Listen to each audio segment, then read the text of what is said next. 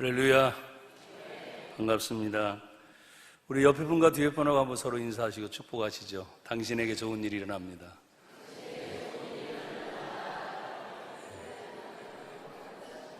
감사합니다. 또 한 번 더 축복하시고 인사하시죠. 하나님이 당신을 쓰십니다.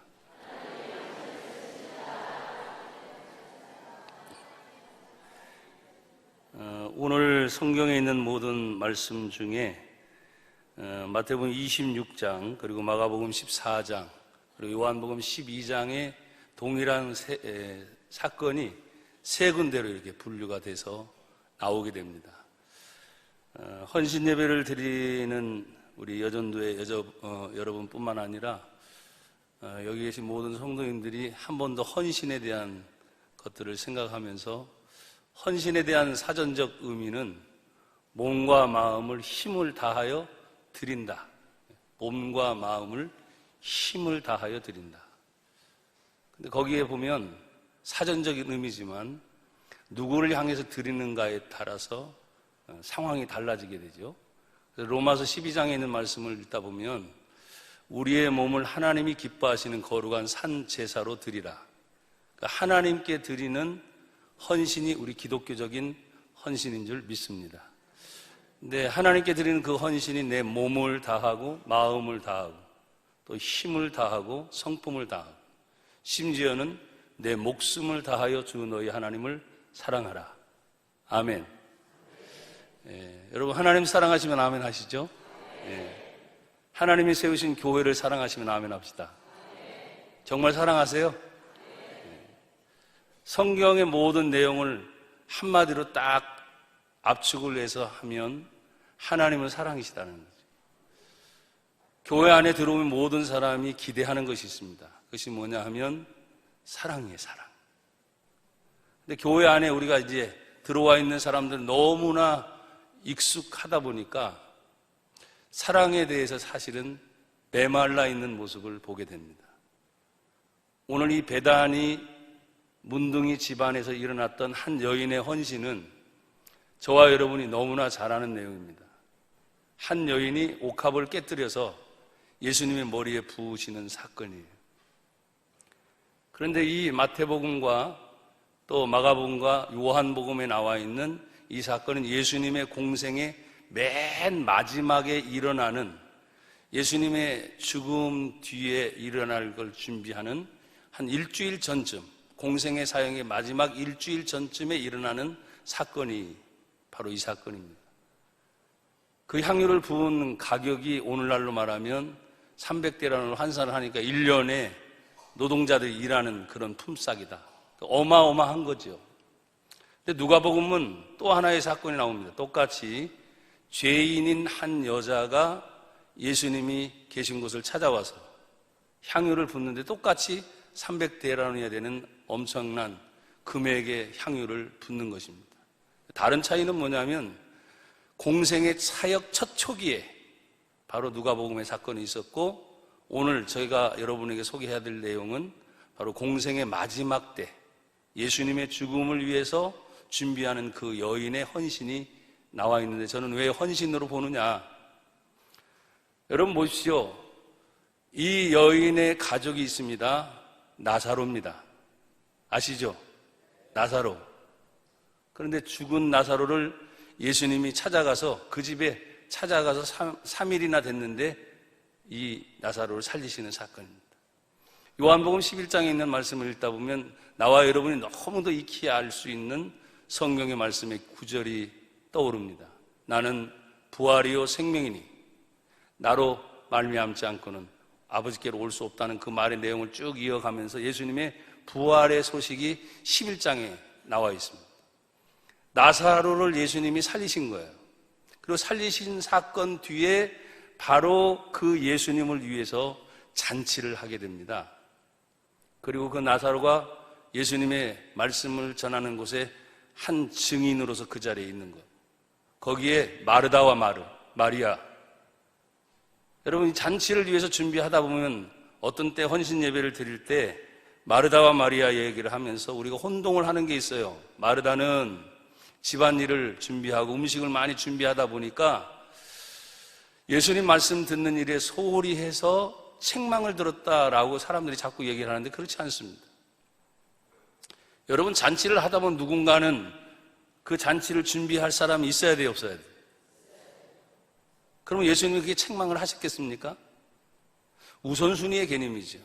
누군가는 그렇게 음식을 준비하고 차려야 하지만 마리아는 예수님 말씀 듣는 것이 더 좋으니까 눈치를 보면서도 음식을 날라 할 자리에 가 있지 아니하고 자꾸 예수님 말씀이 자꾸 그리워지니까 그 자리에 있는 거예요.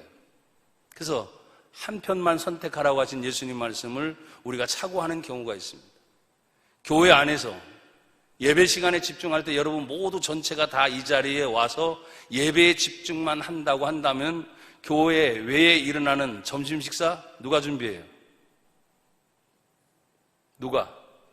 외주 업체에 줘야 됩니까? 그런 혼동이 생기게 되죠. 구역별로 모르겠어요. 우리 성북교회를 제가 잘 모르니까 구역별로 돌아가면서 식사 대접을 할 때 스트레스 많이 받으시죠. 해야 되나 말아야 되나 인원이 더 많아지게 되니까 막 이런 고민들이 막 빠지게 되는데 누군가는 그 음식을 준비하고 아멘. 누군가는 청소해야 하고 누군가는 관리해야 하고 누군가는 다 해야 됩니다. 그리고 예배 시간이 딱 정해진 그 시간에 집중해서 사실은 예배드리는 일을 해야 되는데 여러분 오늘 마리아의 헌신의 이야기 중에 그런 얘기를 많이 나와 있지만 그 부분보다는 오늘 마태복음에 나와 있는 것처럼 여러분 본문에 있는 말씀을 한번 보실게요. 자, 26장 제가 6절부터 가만히 내려가 읽습니다. 예수께서 베다니 문둥이 시몬의 집에 계실 때 한 여자가 매우 귀한 향유 한 옥합을 가지고 나와 식사하시는 예수의 머리에 부으니 그럼 식사하는 자리니까 식사하는 건 누군가는 준비를 했을 거 아닙니까? 그렇죠? 그러니까 그것도 헌신에 포함이 되는 한 부분이라는 거예요. 그러면서 8절에 제자들이 보고 분하여 가로되 무슨 의사로 이것을 허비하느냐 이것을 많은 값에 팔아 가난한 자들에게 줄 수 있었겠구나 하거늘 예수께서 아시고 저에게 이르시되 너희가 어찌하여 이 여자를 괴롭게 하느냐 저가 내게 좋은 일을 하였느니라. 예수님의 칭찬이 나오죠. 헌신을 하고 났는데 주변 사람이 핀잔을 하는 거예요. 핀잔을 하는 거예요. 비판을 하고 판단을 하는 겁니다. 그런데 예수님 말씀하는 괴롭게 하지 마라. 나에게 좋은 일을 한 것이다. 우리가 교회 안에서 누구를 보고 헌신합니까? 하나님 보여요? 안 보이죠. 그렇지만 우리는 하나님의 살아계심을 믿습니다. 하나님이 항상 어느 곳에 계심을 우리는 다 믿습니다. 그러니까 여러분의 말이 맞습니다. 누구를 보고 헌신합니까? 하나님 보고 하는 것입니다. 누구를 보고 예배합니까? 하나님께 예배합니다. 누구를 보고 봉사합니까? 하나님께 하는 것입니다. 지금 예수님 앞에서 이 좋은 일을 했음에도 불구하고 무려 300대라는 1년의 품삯이죠. 굉장히 어마어마한 돈이에요. 그걸 헌신했던 그 여인을 보고 책망하는 주변의 사람이 있었습니다. 그렇지만 예수님은 좋은 일을 내게 했다. 괴롭게 하지 말아라. 혹시 여러분이 봉사할 때, 또 헌신할 때, 또 교회 안에 다니면서 상당히 많은 일들이 있어요, 없어요? 많이 있죠? 교회 안에 들어오면 모두가 다 좋은 일입니까? 왜 표정들이 또 갑자기 굳어지지? 사랑하는 거 뻔히 압니다. 용서해야 됩니까? 용서하는 거 뻔히 압니다. 근데 제가 우리 당회장 목사님을 모시고 하도 오래 다녀보다 보니까 저도 모르게 당회장 목사님 얘기를 할 때가 굉장히 많아요. 예. 어쨌든 최측근에 요즘에는 제가 이렇게 모시고 다니는 일이 많다 보니까 우리 목사님 생각할 때마다 앉으나 서나 여러분들은 모르겠죠. 앉으나 서나 항상 교회 생각. 아멘 하시면 더 좋은데. 앉으나 서나 성도들 생각이에요. 어떻게 하면 마지막 당신의 온 몸과 모든 의무와 책임 사실은 그만 놓고 편하게 있어도 될 연세잖아요. 근데 그러지 못해요.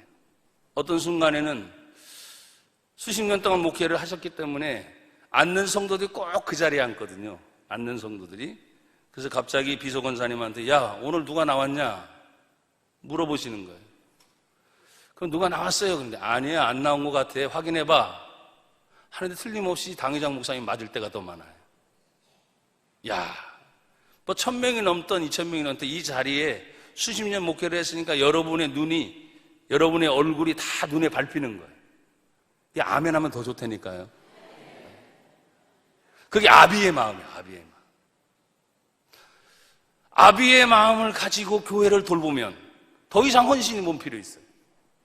오늘 여전도회니까 어머니의 마음, 엄마의 마음을 가지고 교회를 돌보고 기관을 돌보고 모든 상황을 돌보면 무슨 헌신을 어떻게 하라 할 필요가 있어요, 없어요? 없어요. 엄마면 자식의 문제라면 뛰어갑니다.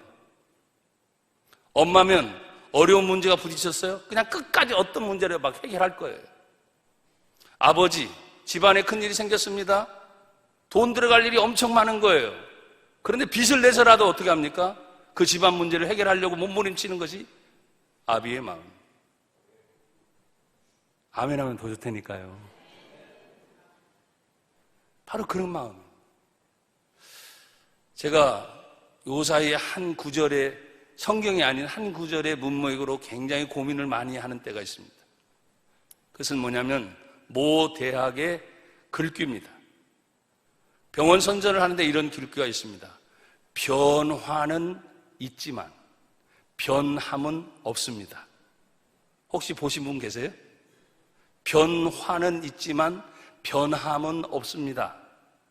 그 문맥을 잘 살피다 보면 지금 세대가 시설이 막 변화돼, 좋아지는 거예요. 의료 장비가 막 좋아지는 거예요. 또 약 개발이나 아니면 주사약이나 이런 모든 것이 막 좋아지는 거예요. 많이 좋아졌는데 그것을 대하는 의료진이 환자를 대하는 마음까지 변화된다면 되겠어요, 안 되겠어요?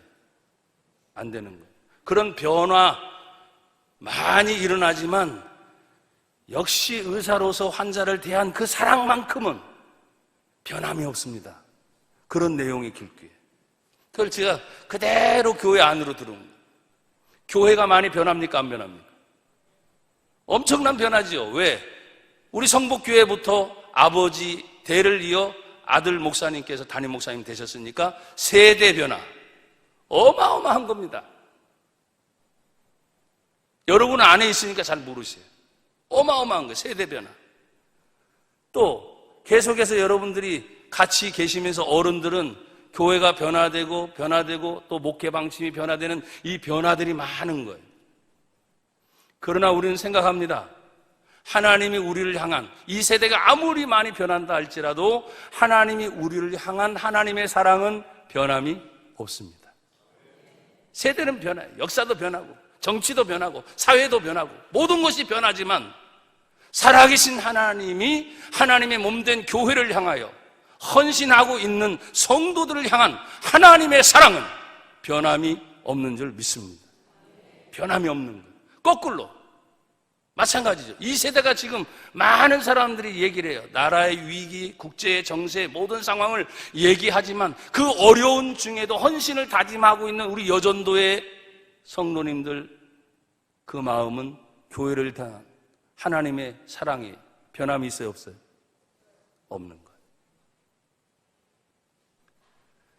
진정한 변화가 우리에게 많이 일어나야 되지만 그 변화가 무엇 때문에 변화되는 것에 대한 고민을 제가 요사이 많이 했고, 하지만 본질적인 것, 사람들이 상대적으로 많이 일어난 문제가 아니라 본질적인 하나님의 사랑과 절대 가치인 하나님의 구원과 교회의 영원한 것에 대한 하나님의 은혜는 변함이 없습니다.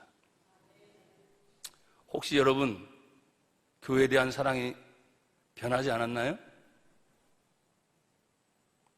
하나님에 대한 사랑이 변하지 않았나요? 오늘 기도하는 중에 기도하시면서 그랬어요.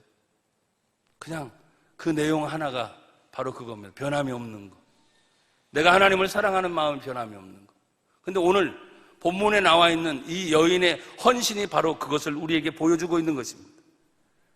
주님께 했던 좋은 일, 이 여인에게 있어서는 오직 예수님만 보였다는 사실. 주변에 사람이 많이 있었습니다. 그렇지만 이 여인에게 있어서 오직 예수님이 보였다는 것은 무엇입니까? 요한복음 11장에 죽은 자기의 오라버니 나사로를 살리신 예수. 아멘. 기적을 베푸신 예수. 자기 가정 안에 일어났던 이 변화의 놀라운 축복이, 자기의 마음이 주님께로 향한 사랑이 온전히 변함없도록 그렇게 하셨다는 거예요. 결국 저는 이 본문을 보면서 무슨 생각을 했느냐, 가정 안에 하나님의 은혜를 체험한 그 가정, 또 개인적으로 하나님의 은혜를 체험한 그 사람은 변함없이 이 주변의 환경이 아무리 바뀌어도, 시대가 아무리 바뀌어도 하나님을 향한 절대적인 사랑은 변하지 않는다. 아멘. 왜? 그 하나님의 사랑이 우리 마음에 막 부어지기 때문에 그렇습니다. 이 여인에게 있어서 그 300데나리온이 아깝지 않다. 아니, 아까운 거죠. 자기에 있어서는 전 재산과 같은 거. 그렇지만 자기 집안에 있었던 엄청난 그 하나님의 축복과 하나님의 기적에 비해서 예수님께 쏟아붓는 그 헌신은 사실은 아무것도 아니에요. 왜? 사람들은 이렇게 얘기했기 때문입니다. 야, 그 300데나리온이 되는 그 향유를 팔아서 가난한 자들에게 나눠주면 얼마나 더 많은 일을 할 수 있겠느냐라고 사람들은 얘기했어요. 근데 예수님의 대답은 이것입니다. 아니야, 가난한 자들은 항상 너희와 함께 있다. 그러나 나는 지금 떠나면 다시 만날 수 있어요, 없어요? 없어요. 그 여인에게 있어서 그 예수님에 대한 헌신은 일생일대 딱 한 번뿐인 기회였습니다. 어떻게 보면 2019년 연합여전도회 헌신 예배를 드리는 우리들도 생각할 겁니다. 왜? 내년에도 있을 거니까. 또 내후년에도 있을 거니까. 1년에 한 번씩, 꼭 한 번씩은 있을 거야. 그런데 여러분 보십시오. 달라지는 것이 있습니다. 2019년 오늘 여전도의 헌신 예배는 내 일생에 딱 한 번뿐이라는 거예요. 이러지 말고 아멘 하시라니까요. 내 일생에 단 한 번. 이 여인도 마찬가지인 거죠.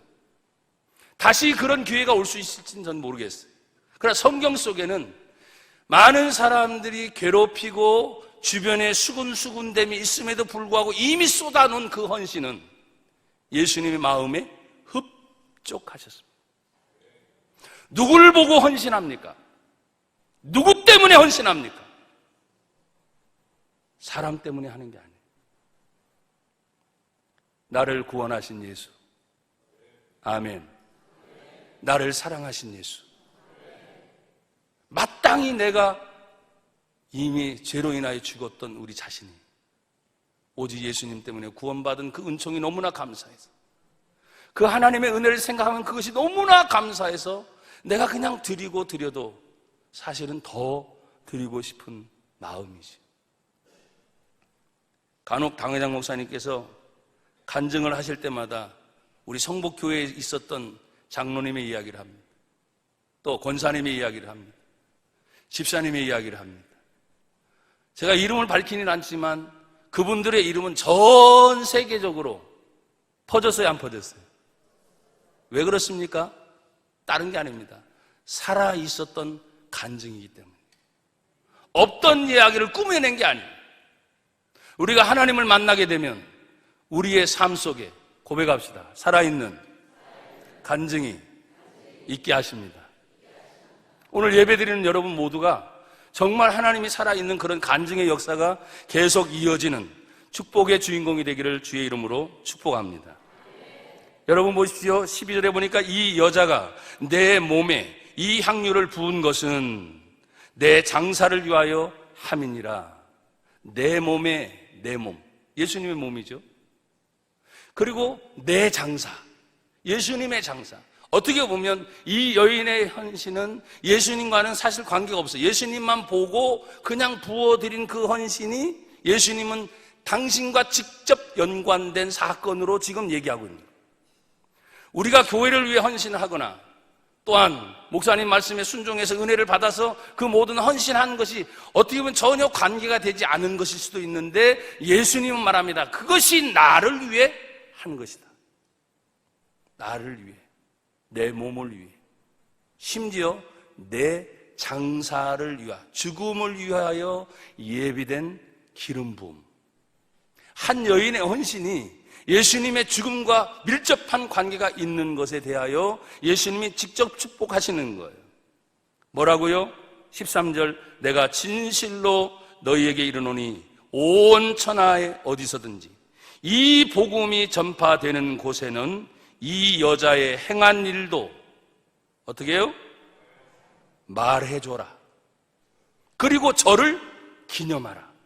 예수님의 얘기를 하고 죽음을 준비한 이야기가 나올 때는 반드시 이 여인의 일을 말해주고 저를 기념하라. 그래요. 그래서 교회 안에 일어난 간증은 주의 종들을 통해서 계속 전달되는 거죠. 복음만이 전달된 것이 아니라 그 복음 안에서 은혜를 받은 놀라운 간증의 사건들이 주의 종의 입술을 통해서 계속 증거될 때마다 고백하시죠. 하나님은 지금도 살아계십니다. 아멘. 주님의 동행하는 증거가 우리의 삶 속에 나타나는 거예요. 한번 우리 여전들에게 제가 묻겠습니다. 여러분, 헌신하는 것이 지금 기쁩니까? 아멘은 3분의 1밖에 안 하셨어요. 여기서는 다 보이거든요. 한번 더 여쭤볼게요. 우리 여전도 회원들, 헌신하는 것이 기쁩니까? 예, 2번, 3번 물으면 커지게 돼 있어요, 원래. 정말 기쁘셔야 됩니다.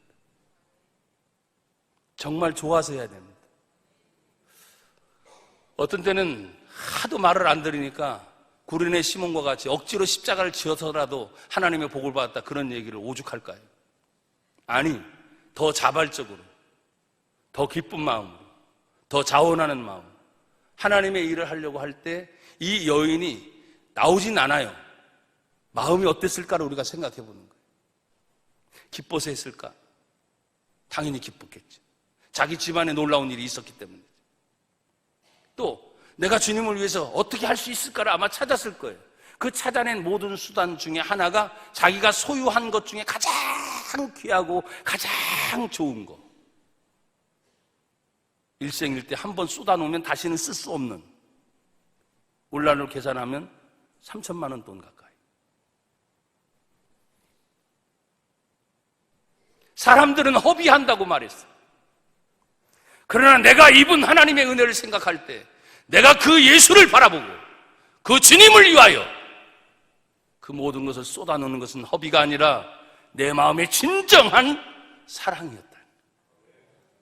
사랑을 많이 입은 자가 더 많은 사랑을 할 수 있는 것처럼, 이 여인은 일생일대 그 사건을 잊어버릴 수가 없는 거예요. 나의 오라버니, 죽은 나사로를 살리신 예수. 그 예수가 이제 일주일 후면 그 향유에 더불어 당신의 장사를 위하여 준비한 그 여인의 이야기를 계속하면서 그 여인의 이야기를 말해주어라. 그 여인의 이야기를 기념해 주어라. 기억하는 것과는 좀 틀려요. 지금 여러분과 제가 읽는 이 성경은 기념하라고 말을 했어요. 그러나 지금 개혁판에는 기억하라고 말했어요. 그건 수준이 조금 떨어지는 거죠. 기념, 결혼기념일, 생일도 기념하잖아요. 그것처럼 예수님의 복음이 전파되는 곳에 이 여인의 하는 말이 기념이 되는 것처럼, 우리 여전도회가 하시는 헌신이나 봉사나 사랑이나 아멘, 섬김이나 희생이나 이 모든 것이 기념될 만한 하나님의 역사를 이루는 우리 성복교회 여전도회 여러분들이 되기를 축복합니다. 제가 2가지만 말씀을 드리고 말씀을 맺으려고 합니다. 이제 제가 마태복음에서 지금 여러분에게 그렇게 말씀을 드렸는데, 똑같은 구절을 가진 마가복음을 여러분 한번 보시기 바랍니다. 마가복음 14장에 있는 말씀인데, 예수께서 베다니 문둥이 시몬의 집에서 14장 3절, 식사하실 때 한 여자가 매우 값진 향유 곧 순전한 나드 한 옥합을 가지고 와서 그 옥합을 깨뜨리고 예수의 머리에 부으셨습니다. 어떤 사람들이 분내어 서로 말하되 무슨 의사로 이 향유를 허비하는가라고 말했어요. 이 향유를 300대련 이상에 팔아 가난한 자들에게 줄 수 있었겠다 하며 그 여자를 이 본문은 책망까지 했다 그랬어요. 일을 잘 해놓고도 뭐예요? 책망은 뭡니까? 욕을 먹는 거예요. 헌신을 하다 보면 때로는 이런 일이 벌어져야 안 벌어져요? 솔직히 얘기해 보세요. 저희 교회도 그렇다니까요. 큰 교회니까 더 그럴 수도 있어. 책망까지 받았어. 그렇지만 이 모든 걸 뛰어넘을 수 있었던 것이 뭐라고요? 자기 가정 안에 하나님의 은혜가 임했다니까요. 자기 가족 중에 하나님의 은혜가 임했다니까요. 자기 자신에게 임한 하나님의 밀려오는 그 하나님의 사랑에서 이 모든 것을 헌신할 수 있던 이 여인의, 여러분 그 뒤에 이야기를 보면 참 재미있습니다. 책망을 받았습니다. 6절에 예수께서 가라사대 가만두어라. 너희가 어찌하여 저를 괴롭게 하였느냐? 저가 내게 좋은 일을 하였느니라. 가난한 자들은 항상 너희와 함께 있으니 아무 때라도 원하는 대로 도울 수 있거니와 나는 너희와 항상 함께 있지 아니하니라. 여러분 8절은 같이 한번 읽어볼까요? 시작. 다시 한번 8절 시작. 저가 힘을 다하여 내 몸에 향유를 부어 내 장사를 미리 준비하였느니라. 아멘. 힘을 다하여. 아까 제가 헌신의 사전적 의미를 말씀을 드렸죠. 내 몸과 마음을 힘을 다하여 그 어떤 것에 향하여 드리는 것, 그게 헌신이다. 그러니까 이 여인이 뭐예요? 힘을 다하여 했다는 거예요. 그러니까 마가 사도의 입장은 조금 다르죠. 또 마태 사도의 입장이 조금 다르지만 우리가 놓치지 않을 부분은 이왕 헌신할 바에야 힘을 다하여. 아멘. 우리 여전도에만 훈련이 계속 해야 될 것 같아요. 자, 이왕 헌신할 거 어떻게 하여? 힘을 다하여. 한 번 더. 이왕 헌신할 거 답은 힘을 다하여. 이왕 헌신할 거, 이왕 봉사할 거, 이왕 예배 드릴 거, 예, 힘을 다하는 거예요. 힘을 다한다는 것은 자신에게 있어서 가장 귀한 것입니다. 그러니까 주변 사람이 놀랄 만할 정도로 다 놀랐잖아요. 그 향유가 값진 것은 누구나 다 알고 있는 사실. 눈치 보는 것도 아니고 힘을 다하여 예수님께 쏟아부은 그 모습을 보고 오늘 예수님은 그 말씀을 하신 것입니다. 사랑하는 여러분, 오늘 이 여인을 향해서 똑같이 예수님이 14장 9절에 내가 진실로 너희에게 이르노니 온 천하에 어디서든지 복음이 전파되는 곳에는 이 여자의 행한 일도 또 말하라. 그리고 저를 기념하라.